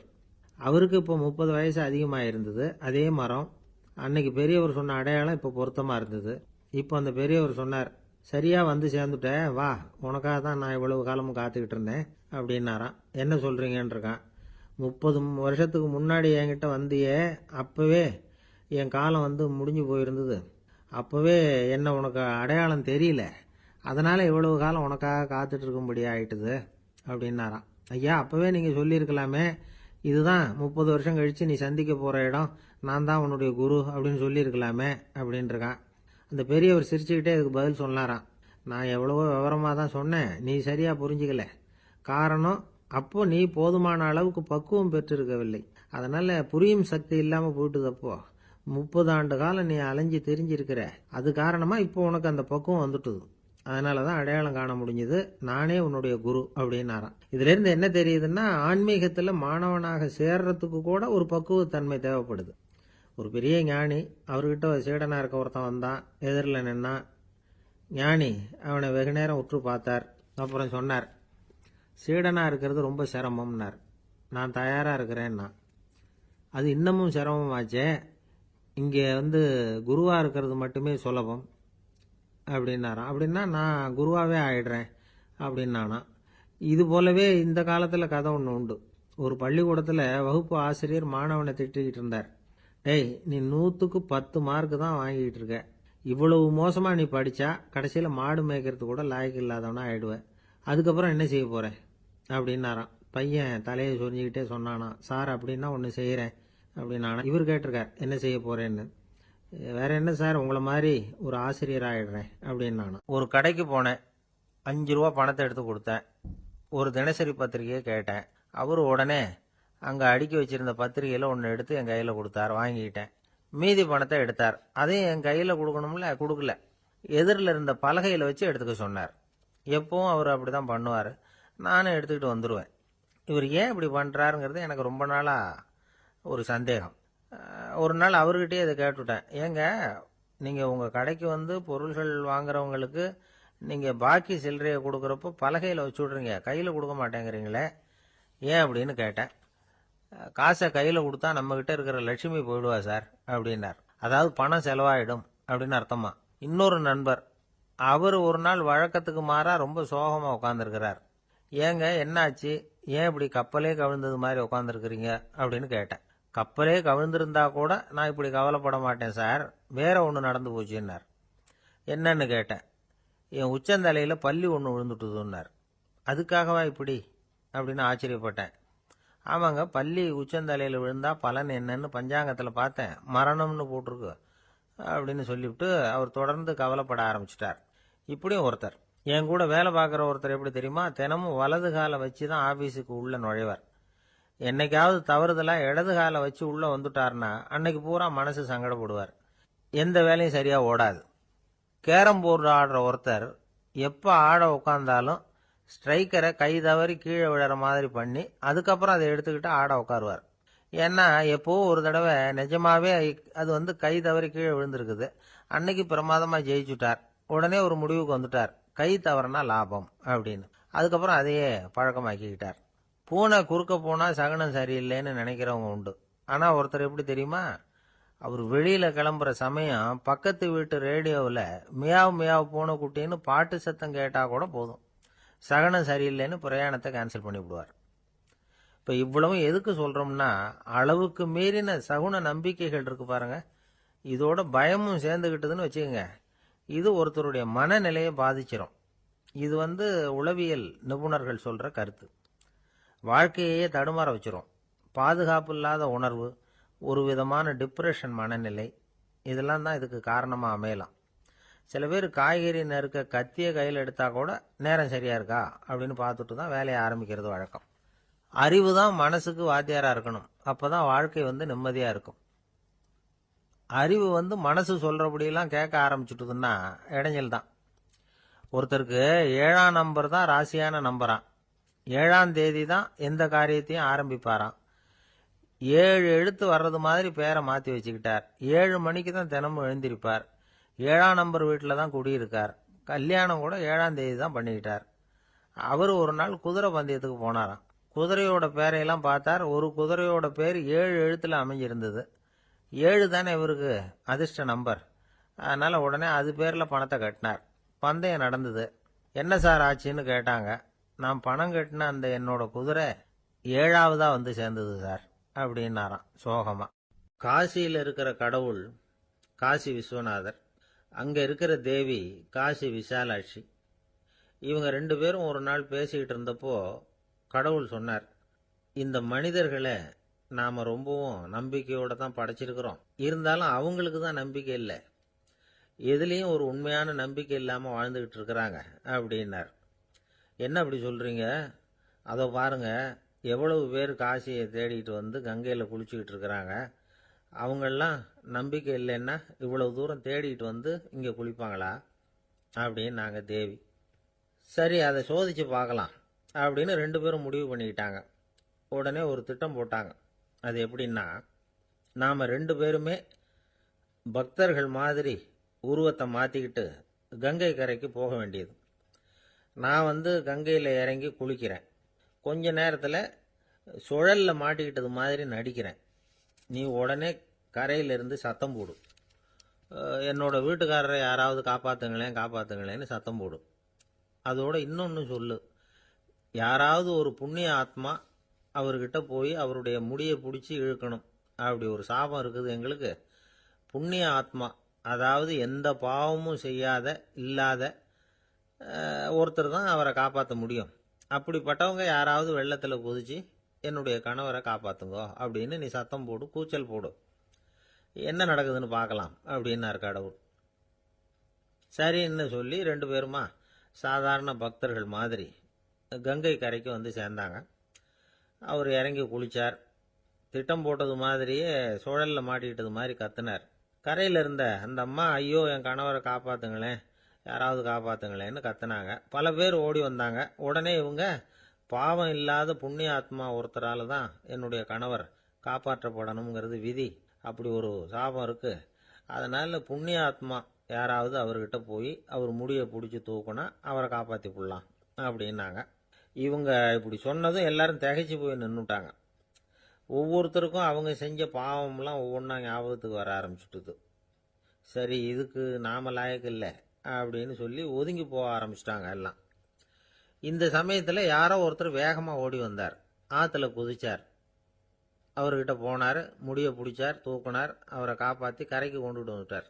அப்படி காப்பாற்றின அந்த ஆளை இவங்க 2 பேரும் தனியாக கூப்பிட்டுக்கிட்டு ஒரு மண்டபத்துக்கு வந்துட்டாங்க. வந்து விசாரிக்கிறாங்க. நீ யாரப்பா அப்படின்னு கேட்குறாங்க. ஏதும் தெரியாத மாதிரி. நான் இந்த ஊர் அன்ன சத்திரத்தில் வேலை செய்கிற ஒரு சமையல்காரன் அப்படிங்கிறார். நீ வந்து கங்கையில் குளிக்கிறது உண்டான்னு கேட்டிருக்காங்க. நான் இந்த ஊர்லேயே தான் இருக்கிறேன், இருந்தாலும் தினமும் கங்கையில் குளிக்கிறது இல்லை, எப்பாவது ஒரு நாள் அங்கே குளிப்பேன் அப்படின்னார். கங்கையில் மூழ்கி எழுந்திரிச்சா பாவம்லாம் தொலையும்னு சொல்கிறாங்க. அப்படி இருக்கிறப்போ அங்கே இன்னைக்கு கங்கையில் குளிச்சுக்கிட்டு இருக்கிறவங்கெல்லாம் தங்களை வந்து புண்ணிய ஆத்மாவா நினைக்கல. கங்கையில் குளிக்காத நீ உன்னை வந்து புண்ணிய ஆத்மாவா நினச்சி என்னை காப்பாற்ற வந்திருக்கிற, அது எப்படி அப்படின்னு கேட்டார். அதுக்கு அந்த ஆள் சொல்கிறான், கங்கையில் குதிச்சதுக்கு அப்புறம் தானே உங்களை காப்பாற்ற போகிறோம், அப்படி குதிக்கும் பொழுது என்னுடைய பாவம்லாம் போயிருக்கும்ல, நான் புண்ணிய ஆத்மாவா ஆயிருப்பேனே, அதனால தான் துணிஞ்சு வந்து உங்களை காப்பாற்றினேன் அப்படின்னா. கடவுளும் தேவியும் அவனுக்கு வந்து காட்சி கொடுத்தாங்களாம். இப்படி ஒரு கதை உண்டு. அதாவது கங்கையில் குளிச்சுக்கிட்டு இருக்கிறவங்களுக்கே தங்களுடைய பாவம் போகுங்கிற நம்பிக்கை பரிபூர்ணமாக இல்லை, குளிக்காத ஒருத்தனுக்கு அந்த நம்பிக்கை இருந்தது. அதனால் அவனால் கடவுளை பார்க்க முடிஞ்சது. கடவுளை வந்து நாமளும் பார்க்க முடியுமா முடியாதா அப்படிங்கிற குழப்பம்லாம் நமக்கு வேண்டியதில்லை. நம்பிக்கையோடு வாழணுங்கிற உண்மையை மட்டும் இந்த கதையிலேருந்து புரிஞ்சுக்கிட்டா போதும்.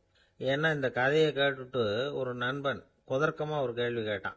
ஏன் சார், கங்கையில் குளிச்சா பாவம் போயிடும்னு சொல்கிறீங்களே, நான் எனக்கு வேண்டாத ஒருத்தனை அழைச்சிட்டு போய் கங்கையிலேயே தள்ளி விட்டுட்டு அதுக்கப்புறம் அங்கேயே முழுக்க போட்டுட்டு நான் செஞ்ச பாவத்தை வந்து அதுலேயே கழுவி விட்டுட்டு மறுபடியும் உங்ககிட்ட வந்துடுறேன்னு வச்சுக்கோங்க, நீங்கள் என்னை வந்து புண்ணிய ஆத்மான்னு ஏற்றுக்குவீங்களா அப்படிங்கிறான். ஆள் கொஞ்சம் ஆசைந்தான், நம்மளே அங்கே அழைச்சிட்டு போனாலும் போயிடுவான். அங்கே நபிகள் நாயகம் உட்கார்ந்துருக்கிறார். அந்த சமயம் அம்மா அங்கே வர்றாங்க. அவங்க கையில் திராட்சை பழ கொத்து, அதை கொண்டுகிட்டு வந்து நபிகள் கிட்ட கொடுக்குறாங்க. சாப்பிடுங்க அப்படின்னு சொல்லி ரொம்ப அன்பாக வேண்டிக்கிறாங்க. நபிகள் நாயகமும் ரொம்ப பிரியமாக அதை வாங்கிக்கிட்டார். அதுக்கப்புறம் அதை சாப்பிட ஆரம்பித்தார். நபிகள் நாயகம் மதீனாவில் தங்கியிருந்தப்போ இது மாதிரி நிறைய பேர் பழங்களையும் தின்பண்டங்களையும் கொண்டுட்டு வந்து கொடுக்கறது வழக்கம். நபிகள் நாயகம் என்ன பண்ணுவார்னா அதையெல்லாம் வாங்குவார். உடனே பக்கத்தில் இருக்கிற தோழர்கள் எல்லாருக்கும் பகிர்ந்து கொடுப்பார், தானும் சாப்பிடுவார். இதுதான் எப்போதும் வழக்கம். ஆனால் இந்த தடவை என்னாச்சு தெரியுமா? அவர் அப்படி பண்ணல. ஒவ்வொரு பழமா எடுத்து தானே சாப்பிட்டுக்கிட்டு இருக்கிறார். அவர் விருப்பமா சாப்பிடுகிற காட்சியை ஆசை தீர பார்த்துக்கிட்டு இருந்தாங்க அந்த வயசான அம்மா, அந்த பழத்தை கொடுத்தவங்க. அவங்களுக்கு ரொம்ப மகிழ்ச்சியா இருந்தது, மன நிறைவா இருந்தது. நாம ஆசையா கொண்டுகிட்டு வந்து கொடுக்குற பழத்தை நபிகள் நாயகம் இவ்வளவு பிரியமா சாப்பிட்றாரே அப்படின்னு நினைச்சு ரொம்ப சந்தோஷப்பட்டாங்க. அதுக்கப்புறம் அங்கிருந்து அவங்க புறப்பட்டு போயிட்டாங்க. அந்த அம்மா போனதுக்கு அப்புறம் பக்கத்தில் இருந்த தோழர்கள் பேச ஆரம்பிச்சாங்க. ஏன்னா அவங்களுக்கு சந்தேகம், இன்னைக்கு வித்தியாசமா நடந்துகிட்டாரே அப்படின்னு. அண்ணலே, எது உங்களுக்கு வந்தாலும் எங்க எல்லாருக்கும் கொடுத்துட்டு தான் நீங்க சாப்பிடுவீங்க. இன்னைக்கு மட்டும் நீங்க அப்படி செய்யலையே, எல்லா பழத்தையும் நீங்களே சாப்பிட்டீங்களே, அதுக்கு என்ன காரணம் அப்படின்னு கேட்டாங்க. இப்படி கேட்கறதுனால நாயகம் அதை தப்பா புரிஞ்சுக்க மாட்டார் அப்படிங்கறது அவங்களுக்கு தெரியும். யாரும் எதையும் அவர்கிட்ட கேட்கலாம், அப்படி கேட்கறதுக்கு உரிமை உண்டு. இந்த ஜனநாயக முறைகளுக்கு அவர்கள் கொடுத்த மரியாதை இது. தோழர்களின் கேள்விக்கு நபிகள் பதில் சொல்ல ஆரம்பிச்சார். நண்பர்களே, அந்த அம்மா ரொம்ப பிரியமா அந்த பழங்களை என்கிட்ட கொண்டுகிட்டு வந்து கொடுத்தாங்க. முதல்ல ஒரு பழத்தை எடுத்து வாயில போட்டு பார்த்தேன். அது ரொம்ப புளிப்பா இருந்தது, சாப்பிடுறது ரொம்ப கஷ்டம். உங்ககிட்ட யாருக்காவது அதை கொடுத்திருந்தா அதுல வாயில போட்டதும் புளிப்பு தாங்காம முகம் சுழிச்சிருப்பீங்க. அதை அந்த அம்மா பார்த்துட்டாங்கன்னா வருத்தப்பட்டிருப்பாங்க. ஆசையா கொண்டுகிட்டு வந்து நமக்கு கொடுத்துருக்குறாங்க. அவங்க அன்பான மனசை நோகடிக்கிறதுக்கு நான் விருப்பப்படலை. அதனால முகம் சுளிக்காம சாப்பிடணுமேங்கிறதுக்காகத்தான் அந்த பழங்கள் பூராவே நானே சாப்பிட்டுட்டேன் அப்படின்னு புன்முறுவலோட பதில் சொன்னாராம் நபிகள் நாயகம். இன்னொருத்தர் மனசு புண்படக்கூடாதுங்கிறதுக்காக புளிப்பையும் இனிப்பா ஏற்றுக்கொள்ளுகிற பண்பாடு இருக்கு பாருங்க, அது ஒரு பெரிய நாகரிகம். அது எல்லாருக்கும் சுலபமா வந்துடாது. நல்லா இருக்கிற பழத்தையே என்ன இவ்வளவு மோசமா இருக்கேன்னு சொல்லுகிறவர்கள் தான் நம்ம கிட்ட அதிகம். இந்த காலத்துல இல்வாழ்க்கையில இந்த நாகரிகத்தை சில பேர் கடைபிடிக்கிறது உண்டு. நல்லா இருக்க இல்லையோ முகம் சுளிக்காம சாப்பிட்டுருவாங்க. ஏன்னு கேட்டா, எதுக்காக சார் வீண் வம்பு, ஏதோ நமக்குன்னு கொடுத்து வச்சது அவ்வளவுதான் அப்படின்னு நினைச்சுக்கிட்டு போக வேண்டியது தானே அப்படிம்பாங்க. இவங்கெல்லாம் கூட ஒரு விதத்துல பண்பாடு தெரிஞ்சவர்கள் தான். இப்போ ஒரு ஆளு ஊரெல்லாம் சுத்தி விட்டு கடைசியில் அழுத்து போய் ஒரு ஹோட்டலுக்குள்ள நுழைஞ்சானான். ரொம்ப களைப்பா இருந்தது அவனுக்கு. அதனால ரொம்ப களைப்படைஞ்சு போய் ஒரு நாற்காலியில போய் உட்காந்துருக்கிறான். இவனை பார்த்ததும் சர்வர் ஓடி வந்தார். சார், உங்களுக்கு என்ன வேணும்னு கேட்டார். எனக்கு தேவை 2 தோசையும் கொஞ்சம் அன்பான வார்த்தைகளும் அப்படின்னா. சர்வர் உள்ள போனார், 2 தோசையை கொண்டாந்து வச்சார். அன்பான வார்த்தை கேட்டனே அப்படின்னா இவன். சர்வர் ரொம்ப பணிவா குனிஞ்சு இவன் காதோரமா சொன்னார், ஐயா, இந்த தோசையை சாப்பிட்றாதீங்க, புளிச்சு போன பழைய மாவு அப்படின்னார். இது பாருங்க, அன்பான வார்த்தையும் 2 தோசையும் கேட்டார், கொண்டாந்து கொடுத்துட்டார். இப்படி இருக்கிறவர்களும் இன்றைய மனிதர்கள் அதிகம். அதனால மனிதர்கள் ஒவ்வொருத்தரும் ஒவ்வொரு விதம். நம்ம கிட்ட பிரியமா நடந்துகிறவர்கள் மனம் கோணும்படி நாம் நடந்து கொள்ளக்கூடாது அப்படிங்கிறது தான் நபிகள் நாயகம் அவருடைய செயல் மூலமா நமக்கு உணர்த்தி இருக்கிற வாழ்வியல் உண்மை. ஆளை கண்டா ஏன் இப்படி முகத்தை திருப்பிக்கிட்டு வர்றீங்க அப்படின்னு கேட்டார் ஒருத்தர் நண்பர்கிட்ட. எலெக்ஷன்ல அவன் எதிர்த்து நின்னவன் சார், என்ன அவன்கிட்ட நமக்கு என்ன பேச்சுவார்த்தை அப்படின்னாராம் ரொம்ப கோபமா இவர். சரி, அந்த ஆள் யாருன்னு கேட்டேன். என் கூட பிறந்த தம்பி தான் சார் அப்படின்னார் அந்த கோபம் குறையாமல். அதாவது நம்ம ஊர் நிலவரம் இப்படி, அதாவது அண்ணனும் தம்பியும் எதிர்த்து நிற்பாங்க தேர்தல்ல, ஒருத்தர் கண்டா பேசிக்கிறது இல்லை. ஆனா இங்கிலாந்துல எப்படி தெரியுமா, அங்க ஒரே மேடையில போட்டி போடுற 2 வேட்பாளர்களும் பேசுவாங்களாம், பட்டிமன்றம் மாதிரி. ஒருத்தர் முதல்ல எழுந்திருப்பார், நான் இந்த தேர்தலில் வெற்றி பெற்றால் என்னென்ன செய்வேன் அப்படின்னு சொல்லிவிட்டு உட்காருவார். அதுக்கப்புறம் அடுத்தவர் எழுந்திருப்பார், அவர் சொல்லுவார், நான் வெற்றி பெற்றா இந்த மக்களுக்கு என்னென்ன செய்வேன், இந்த நாட்டுக்கு என்னென்ன செய்வேன் அப்படிங்கறத சொல்லிவிட்டு உட்காருவார். 2 பேரும் ஒரே மேடையில பேசுவாங்க. மக்கள் 2 பேர் பேச்சையும் கேட்டுக்கிட்டு ஒரு முடிவுக்கு வருவாங்க. இதுதான் அங்க உள்ள பழக்கம். இங்க அப்படி இல்லை. இங்க ஒருத்தர் பார்த்தாவே முகத்தை திருப்பிக்கிறது. ஒரு தடவை இது மாதிரி ஒரு கூட்டம் நடந்துகிட்டு இருக்கு அங்க வெளிநாட்டுல தான். நேரத்துக்கு சரியா ஒரு வேட்பாளர் வந்து சேரல.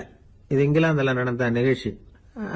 அப்புறம் என்னாச்சுன்னா ஒருத்தர் வந்துட்டாரு, இன்னொருத்தர் வந்து சேரல. அப்புறம் உடனே அந்த ஒருத்தர் வந்தவர் பேச ஆரம்பிச்சிட்டார்.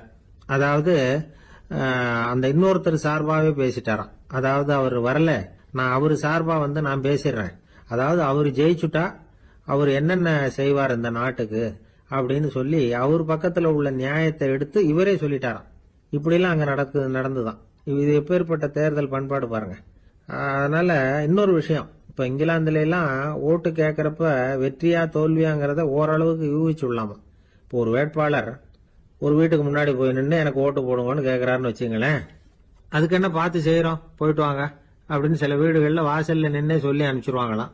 வேற சில வீடுகள்ல எப்படின்னா வேட்பாளரை வீட்டுக்குள்ள கூப்பிட்டு காபி சாப்பிட சொல்லி உபசரிச்சு அதுக்கப்புறம் அனுப்பி வைக்கிறது வழக்கமா. இதுல எந்த வீட்டு ஓட்டு நிச்சயம் தெரியுமா? வாசல்ல நின்னே வழி அனுப்பி வச்சுடுறாங்க பாருங்க, அவங்க ஓட்டு நிச்சயம். உள்ள கூப்பிட்டு காப்பி கொடுத்து அனுப்புறாங்க பாருங்க, அவங்க ஓட்டு நிச்சயம் இல்லையா. சரி, அப்புறம் ஏன் அந்த உபசரிப்பு அப்படின்னு கேட்டா அதுக்கு ஒரு காரணத்தை சொல்றாங்க. அதாவது அது ஒரு அனுதாபத்தை தெரிவிக்கிற முறையா. ஐயோ பாவம், நாம இவருக்கு ஓட்டு தான் போட போறதில்ல, எதையாவது செய்வோம், காப்பியாவது சாப்பிட்டு போகட்டும் அப்படிங்கிற எண்ணமா. இப்படி அந்த ஒரு பழக்கம். ஆக அந்த ஊர்ல நிறைய காப்பி சாப்பிடணும்னு ஒருத்தர் ஆசைப்பட்டா தேர்தலில் தோத்து போறதுக்கு தயாரா இருக்கணும். ஒரு சமயம் ஒரு ஊர்ல தேர்தல் நடந்துதான். ஒரு தொகுதியில நின்று தோத்து போன ஒருத்தர் கையில ஒரு துப்பாக்கியோட ஊருக்குள்ள சுத்திக்கிட்டு இருந்தாராம். ஒரு போலீஸ்காரர் அவரை பார்த்துட்டு சந்தேகப்பட்டிருக்கார். அதனால அவரை தடுத்து நிறுத்தி என்ன இது துப்பாக்கியோட சுத்துறீங்களேன்னு விசாரிச்சிருக்கார். இதுக்கு அவர் சொன்னாராம், சார் இந்த தொகுதியில மொத்தம் 1,00,000 வாக்காளர்கள், அதுல எனக்கு 10,000 பேர் மட்டும்தான் எனக்கு ஓட்டு போட்டிருக்கிறாங்க. அப்படின்னா எனக்கு வேண்டாதவங்க இந்த தொகுதியில 90,000 பேர் இருக்கிறாங்கன்னு அர்த்தம். இப்படி ஒரு சூழ்நிலையில நான் என்னுடைய பாதுகாப்புக்கு ஆயுதம் இல்லாம நடமாடலாமா அப்படின்னு கேட்டாராம். எவ்வளவு எச்சரிக்கை பாருங்க. நம்ம ஊர்ல சில பேர் ஓட்டு கேட்கிற விதமே தனி. ஒருத்தர் ரொம்ப சாமர்த்தியமா ஓட்டு கேட்பாராம். அவர் எப்படின்னா, ஒரு வீட்டுக்கு போறாருன்னு வச்சுங்களேன், அந்த நேரம் அந்த வீட்டுக்காரரு என்ன செஞ்சுட்டு இருக்கிறாரோ அதே வேலையை இவரும் கொஞ்ச நேரம் செய்வாராம், அவருக்கு ஒத்தாசையா. அதுக்கப்புறம் மெதுவா பேச்சு கொடுப்பார், ஓட்டு கேட்பார், இது மாதிரி எலெக்ஷன்ல நிக்கிறேன் கவனிக்கணும்னு. அது மாதிரி ஒரு தடவை அவர் போனப்ப அங்க வந்து அவர் என்ன பண்ணிட்டு இருக்காரு, வீட்டுக்கு பின்னாடி மாட்டு கொட்டையில பால் கறந்துகிட்டு இருக்காரு ஒரு பசுமாட்டுக்கிட்ட. அந்த வீட்டுல இவர் ஓட்டு கேட்க போனவர் இவர் ஓடி போய் இன்னொரு சொம்பை எடுத்துக்கிட்டு அதே மாட்டுக்கு இன்னொரு பக்கம் போய் உட்காந்துக்கிட்டு இவரும் பால் கறக்க ஆரம்பிச்சிட்டார். எதிர உட்காந்துட்டு இருக்காரு அவரு, இவர் இந்த பக்கம் உட்காந்துருக்காரு. கீழே கொஞ்சம் குனிஞ்சு பார்த்தா ஒருத்தர் முகத்தை ஒருத்தர் பார்க்கலாம். கொஞ்ச நேரம் ஆனதுக்கு அப்புறம் இவர் மெதுவா அவர்கிட்ட பேச்சு கொடுத்தாராம். இது மாதிரி நான் எலெக்ஷன்ல நிக்கிறேன், நீங்க ஓட்டு போடணும், அதுக்காக தான் வந்தேன்னாராம். அது முடியாதுங்களேன்னாராம் அவரு. ஏன்னு கேட்டிருக்கார். நான் இந்த வீட்டுக்காரன் இல்ல, நானும் உன்ன மாதிரி ஓட்டு கேட்க வந்தவன் தான் அப்படின்னு. கங்கை கரை தோட்டம் பக்கத்துல ஒரு ஆசிரமம், அங்க ஒரு பெரியவர் தங்கி இருக்கிறார். அவர் தான் ராமகிருஷ்ண பரமஹம்சர். அந்த ஆசிரமம் இருந்த இடம் கரக்பூர். வங்காளத்துல பொதுவா எல்லாரும் மீன் சாப்பிடுறது உண்டு. கங்கையில குளிச்சுட்டு கையில ஒரு மீனோட வர்றது வழக்கம். இவர் இருக்கிற இடத்துக்கு கங்கையில படகு வழியா வரணும். அப்படிதான் எல்லாரும் வருவாங்க. வர்றவங்களை ஒன்று கூட்டி ஆன்மீக விஷயங்களை பத்தி பேசிக்கிட்டு இருப்பார். ஒவ்வொரு நாள் ஒவ்வொருத்தர் நகரத்துக்கு போகணும், வரும்பொழுது மீன் கொண்டுகிட்டு வரணும். அதுக்கு ஒரு அட்டவணையே உண்டு ஆசிரமத்தில். அது பிரகாரம் ஒரு நாள் சுவாமி யோகானந்தர் படகுல போனார். படகை செலுத்தினவங்க ராமகிருஷ்ணரையும் சுவாமி யோகானந்தரையும் மற்றவங்களையும் பித்தர்கள் அப்படின்னு சொல்லி ஏளனமாக பேசினாங்க. அவங்க என்ன பைத்தியம் பிடிச்சவங்க அப்படிங்கிறது மாதிரி. சுவாமி யோகானந்தருக்கு ரொம்ப மென்மையான இதயம். இவங்க இப்படி கண்ணாபின்னான்னு பேசுறத பார்த்தா மீனை வாங்கிட்டு திரும்புறப்போ என்ன நடக்குமோ அப்படிங்கிற பயம் வேற வந்துட்டுது அவருக்கு. அவ்வளவு மென்மையானவர். இதை தெரிஞ்சுக்கிட்ட ராமகிருஷ்ணர், யோகானந்தா இங்கே வா அப்படின்னு கூப்பிட்டார். இவர் கண்ணீரை தொடச்சிக்கிட்டே கிட்ட போனார். சொன்னார், ஐயா, படகு ஓட்டுறவங்க உங்களை பற்றி மோசமாக பேசுகிறாங்க. என்ன திட்டினா பரவாயில்ல, ஆனால் உங்களை அவங்க திட்டுறாங்க, அதை என்னால் தாங்கிக்க முடியல அப்படின்னார். இதை கேட்டதும் ராமகிருஷ்ணருக்கு கோபம் வந்துட்டுதான். என்னது, உன்னுடைய குருவை பற்றி அவங்க மோசமாக பேசும்பொழுது நீ சும்மா இருந்தியா, வெளியில் போ அப்படின்னு விட்டார். குரு நிந்தனை செய்கிறப்போ அதை கேட்டுக்கிட்டு சும்மா இருக்கலாமா? குரு நிந்தனையை கேட்டால் பாவம் இல்லையா? என்னை தூற்றும் போது அவங்க வந்து பாவம் செய்கிறாங்க, அதை கேட்டுக்கிட்டு நீ சும்மா இருந்தா நீயும் பாவம் செய்கிற அப்படின்னாராம். அடுத்த நாள் சுவாமி நிரஞ்சனானந்தர் போக வேண்டிய நாள். இவர் படகுல போகும்பொழுதும் அதே மாதிரி நடந்துதான். அவங்க மோசமாக பேச ஆரம்பிச்சாங்க, திட்ட ஆரம்பிச்சாங்க. அப்படி கேலி பண்ண ஒருத்தனை இவர் என்ன பண்ணார், பலார்னு கன்னத்தில் அரைஞ்சுட்டார். இன்னொருத்தனை கங்கையில் தூக்கி எறியறதுக்கும் தயாராகிட்டார். அதுக்கப்புறம் அவங்க யாரும் வாயை திறக்கல. மீன் வாங்கிட்டு வர்றப்பவும் படகுல ஒரே அமைதி. அவ்வளவு பயம் அவங்களுக்கு. ராமகிருஷ்ணர் கூப்பிட்டு விசாரிச்சார் என்ன நடந்ததுன்னு. இவர் சொன்னார், அவர் யோகானந்தா போகும்பொழுது என்ன நடந்ததோ அப்படியே தான் இப்பவும் நடந்தது. குரு நிந்தனை செய்யறத கேட்டுக்கிட்டு நான் சும்மா இருப்பேனா? ஒருத்தனை அப்படியே அரைஞ்சுட்டேன், இன்னொருத்தனை ஆற்றுல தூக்கி போட்டுருவேன்னு பயமுறுத்தினேன், அவ்வளவுதான் அப்படின்னாராம். இப்பவும் ராமகிருஷ்ணருக்கு கோபம் வந்துட்டு தான். என்ன இது, அணியறது காஷாயம், இருக்கிறது ஆசிரமம், உனக்கு இவ்வளவு கோபம் வந்ததுன்னா அப்புறம் என்னத்துக்கு ஆசிரமத்தில் இருக்கணும்? பிரம்மச்சாரி எப்பவும் அமைதியாக இருக்கணும் அப்படின்னு அறிவுரை சொன்னாராம் ராமகிருஷ்ணர்.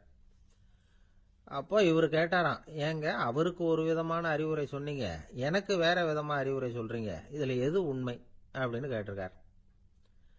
இதுக்கு ராமகிருஷ்ணர் சொன்ன பதில் என்னன்னா, அட அசடே, சக்கரத்தில் காற்று அதிகமாக இருந்தால் குறைக்கணும், குறைச்சலாக இருந்தால் கூட்டணும். அவன் சாது, அவனுக்கு அதிக உணர்ச்சி தேவை, உனக்கு படபடப்பு அதிகம், உனக்கு பொறுமை தேவை அப்படின்னாராம்.